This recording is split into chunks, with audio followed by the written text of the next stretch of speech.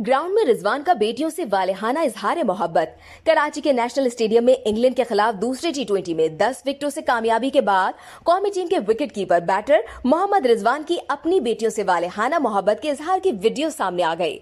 मोहम्मद रिजवान की बेटियां मैच खत्म होने के बाद दौड़ लगाते हुए उनके पास आती हैं और लिपट जाती हैं, जबकि रिजवान भी दोनों को खूब प्यार करते हैं।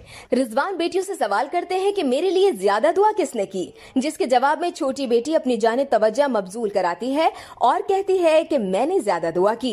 कप्तान बाबर आजम भी रिजवान की बेटियों के साथ छेड़छाड़ करते दिखाई दिए। इस वीडियो से सिर्फ इतना ही। मजीद जानने के लिए सब्सक्राइब कीजिए डेली जंग यूट्यूब चैनल और लाइक कीजिए डेली जंग फेसबुक पेज।